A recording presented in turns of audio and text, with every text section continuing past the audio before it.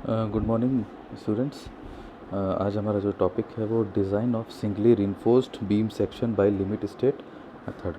मतलब इसके पहले हमने वर्किंग में सारा इसका डिटेल पढ़ा था, अब हमें लिमिट स्टेट में इसका डिटेल पढ़ना है सिंगली रिइंफोर्स्ड बीम सेक्शन का। ठीक है, तो as we know that moment of resistance का जो फार्मूला होता है 0.36 FC के B इंटू एक्स यू और ब्रैकेट में D माइनस 0.42 XU। ठीक है, ये हमको फार्मूला पता है मोमेंट ऑफ रेजिस्टेंस का। पर जब भी हम डिज़ाइन करते हैं तो उसको एज ए बैलेंस सेक्शन के लिए डिज़ाइन करते हैं। एज ए बैलेंस सेक्शन के लिए बैलेंस सेक्शन की जो कंडीशन होती है वो क्या होती है, XU बराबर XU लिमिटिंग। बैलेंस कंडीशन क्या होती है, XU बराबर XU लिमिटिंग। तो जहाँ जहाँ पे ऊपर वाले फार्मूले में XU है वहाँ पे हम XU लिमिटिंग रख देंगे। तो आप देखेंगे हम इस स्टेप में, अगले स्टेप में क्या किया हमने, XU की जगह XU लिमिटिंग रखा है। आपने लिमिट स्टेट में पढ़ा होगा और आपने वर्किंग में पढ़ा होगा कि XU लिमिटिंग को या XC को हम लोग क्या मान लेते थे, K इंटू डी मान लेते थे। क्या मान लेते थे, K इंटू डी मान लेते थे। तो XU लिमिटिंग बराबर हमने यहाँ पे क्या मान लिया, K इंटू डी मान लिया।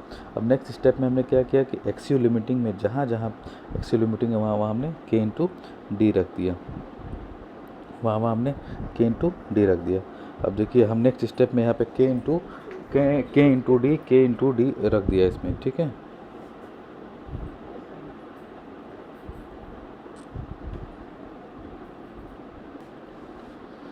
तो इसमें देखिए अगले स्टेप में मैं आपको मार्कर समझा रहा हूँ। ठीक है, तो ये जो स्टेप था हमारा, हमने इसमें K इंटू डी रख दिया। ठीक है, जब इसमें K इंटू डी रख दिया तो अब आप देखेंगे कि इस वाले इक्वेशन में यहाँ पे समझने की कोशिश करिए, यहाँ पे D दोनों साइड है तो हमने D यहाँ से बाहर ले लिया, हमने D बाहर ले लिया।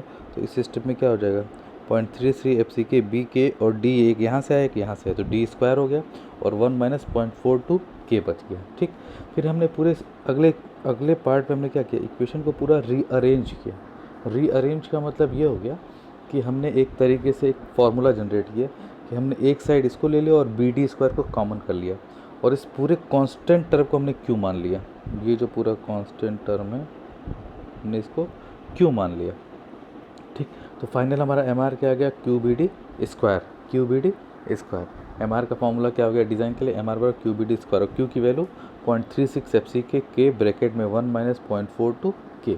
ठीक, अब हम केस वाइज डिस्कस करते जाते हैं, केस वाइज इसको डिस्कस करते जाते हैं हम लोग। ठीक है, पहला केस जो है हमारा FE250 है। FE250 के लिए याद आ रहा होगा आपको, मैंने FE250 के लिए आपको मैं याद दिला देता हूँ कि जब हम लोग XU लिमिटिंग 250 के लिए क्या होता था, 0.53 इंटू डी होता था। तो 0.53 किसकी वैल्यू है, K की वैल्यू है, किसके लिए, FE250 के लिए। तो यहाँ पे देखिए FE250 के लिए K की वैल्यू क्या हो गई, 0.53 हो गई। ठीक, अब Q B D square, Q का इक्वेशन हमारा ये है। अब इसमें जहाँ पे K है, जहाँ पर इसमें K दिया हुआ है वहाँ पे हम क्या रख देंगे, 0.36 FC के 0.53 ब्रैकेट 1 माइनस 0.42 इंटू K की वैल्यू 0.53 और बी डी। तो एक हमारा जनरलाइज्ड इक्वेशन आ गया FE250 के लिए, क्या हो गया, एम आर बराबर 0.148 FC के बी डी स्क्वायर। ठीक है, अब बढ़ते हैं हम अपने अगले स्टेप की तरफ। अगला जो हमारा केस 2 है वो FE415 के लिए है। FE415 के लिए अगर आपको याद आ रहा होगा तो मैं आपको दिखा देता हूँ। एक XU लिमिटिंग बराबर 0.48 इंटू डी होता था। तो 0.48 यहाँ पे क्या है, K की वैल्यू है। ठीक, तो आप यहाँ पे देखिए FE250 K की वैल्यू। ठीक, एम आर बराबर क्यू बी डी स्क्वायर होता है और Q का फॉर्मूला ये होता है 0.36 FC के 1 माइनस 0.42 K। ठीक है, ये आपका फॉर्मूला होता है। अब आप जहाँ जहाँ पे K है वहाँ पे क्या लिखेंगे, 0.48 रख देंगे। तो अगले क्वेश्चन में हमने क्या किया, जहाँ जहाँ पर K था वहाँ पे हमने 0.48 रख दिया। तो 1 माइनस 0.42 इंटू 0.48। ठीक, तो Q की वैल्यू क्या आ गई, 0.138 FC के। तो फाइनल हमारा एम आर की वैल्यू क्या हो जाएगा, 0.138 FC के और बी डी स्क्वायर। 0.138 क्या है, FC के क्या है, Q की वैल्यू और बी डी स्क्वायर ऑलरेडी है। तो FE415 के लिए क्या हो जाएगा हमारा 0.138 FC के बी डी स्क्वायर हमारा क्वेश्चन का फॉर्मूला बनेगा। अब आते हैं अपने डिस्कस करते हैं केस नंबर 3 पे। FE 500 FE 500 के लिए आपको पता होगा एक्सियल लिमिटिंग बराबर 0.46 इंटू डी होता था। 0.46 यहाँ पे क्या है, 0.46 यहाँ पे के की वैल्यू है, के की वैल्यू 0.46 है, ठीक। फिर वही चीज़, पुरानी चीज़, एम आर बराबर Q B D square, M R बराबर क्यू बी डी स्क्वायर, और क्यू की वैल्यू क्या हो जाएगी 0.36 एफ सी के इंटू के, 1 माइनस 0.42 इंटू के, ठीक। अब जहाँ जहाँ पे के है वहाँ पे वैल्यू क्या रख देंगे 0.46।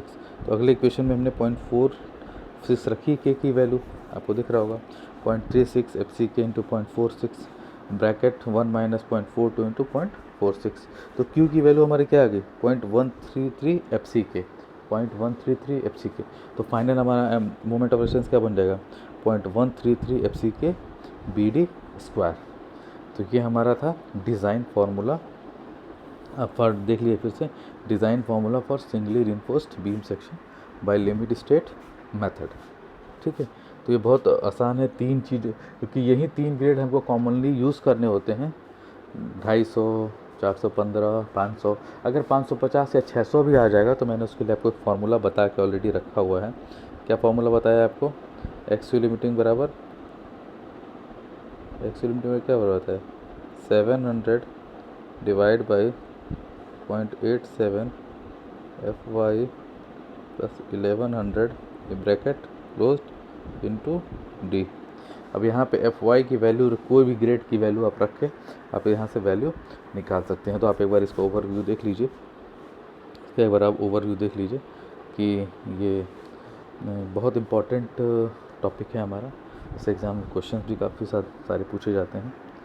अब अपने नेक्स्ट वीडियो में हम इस पर कोई न्यूमेरिकल डिस्कस कर लेंगे, और जो भी आपको थोड़ा बहुत उसमें डाउट होगा वो क्लियर हो जाएगा, ठीक है। तो आज के लिए फिर बस इतना ही रखते हैं, ओके।